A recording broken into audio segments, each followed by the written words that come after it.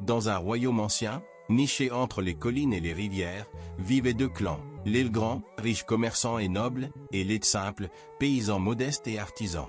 L'île Grand, qui régnait sur le village, était connue pour leur orgueil et leur pouvoir, tandis que l'île Simple vivait humblement, travaillant la terre et respectant les traditions de leurs ancêtres. Malgré leurs différences, tous partageaient la même terre, bien que séparés par des hiérarchies sociales strictes. Nadia, la fille du chef des Grands, se distinguait par son esprit curieux et son désir de comprendre le monde au-delà des préjugés de son clan.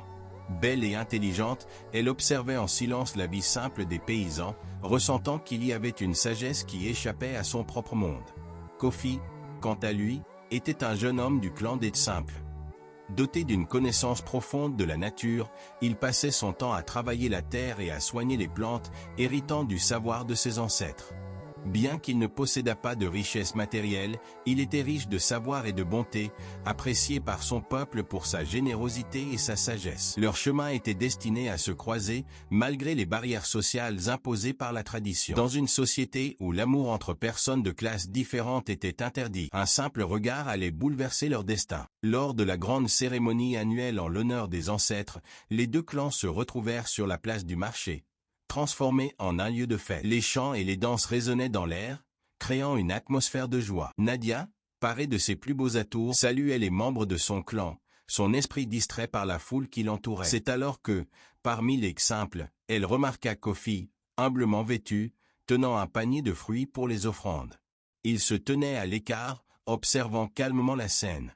Leur regard se croisa, et pendant un court instant, le temps sembla s'arrêter. Nadia fut frappée par la sérénité et la force qui émanaient de Kofi. Il ne cherchait pas à attirer l'attention, mais sa présence dégageait une puissance tranquille qui la troubla. Kofi, de son côté, sentit son cœur battre plus fort. Jamais il n'aurait imaginé que la fille du chef pourrait le regarder ainsi, avec autant de douceur. Détournant timidement le regard, il ne savait pas encore que ce moment changerait leur vie à jamais. Quelques mois plus tard, une sécheresse frappa le village. Les champs se desséchèrent, les rivières s'asséchèrent, et bientôt, les réserves d'eau commencèrent à manquer. Les Grands, habitués à leur confort, se retrouvèrent désemparés, incapables de trouver une solution. Les Simples, quant à eux, luttaient avec acharnement, mais sans eau, leurs efforts restaient vains. C'est alors que Nadia, désespérée par l'impuissance de son clan, se souvint de Kofi. Elle se rappela de son regard plein de sagesse et de sa connexion avec la nature. En secret, elle alla le trouver, espérant qu'il pourrait apporter une solution.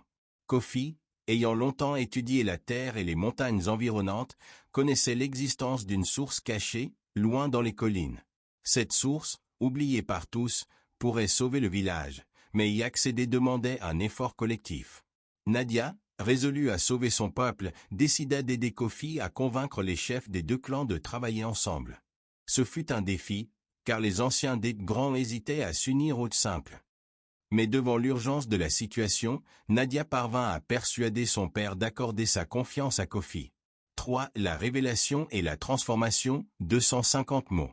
Sous la direction de Kofi et de Nadia, une expédition fut organisée pour atteindre la source cachée. Hommes et femmes des deux clans, Grands et Simples, travaillèrent côte à côte pour la première fois. Le chemin était difficile, mais la coopération entre les deux groupes fut une révélation. Les talents et les forces de chacun permirent de surmonter les obstacles. Arrivés à la source, ils creusèrent, et bientôt, l'eau jaillit à flot. Ce moment fut salué par des cris de joie et de soulagement. L'eau ramenée au village fit renaître l'espoir et redonna vie aux champs desséchés. Les Grands, qui méprisaient autrefois les simples, commencèrent à reconnaître leur importance et leur savoir. Le père de Nadia, impressionné par le courage de Kofi et la sagesse dont il avait fait preuve, réalisa qu'il n'y avait plus de raison de maintenir la division entre les deux groupes. Il proclama que désormais, les Grands et les Simples ne seraient plus séparés par des classes sociales. Leur union autour de cette cause commune changea la dynamique du village à jamais. Le retour triomphal au village fut marqué par une grande fête. Quelques semaines après, Nadia et Kofi, ayant gagné le respect et l'admiration des deux clans, reçurent la bénédiction pour se marier. Leur amour, autrefois considéré comme interdit, devint un symbole d'unité. Le mariage fut célébré avec faste, réunissant tous les villageois, grands et simples confondus, sous un même toit. Cette union représentait bien plus qu'un simple mariage.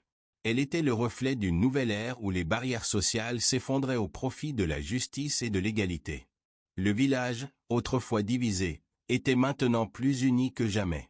L'amour et la coopération avaient triomphé de l'orgueil et de la division.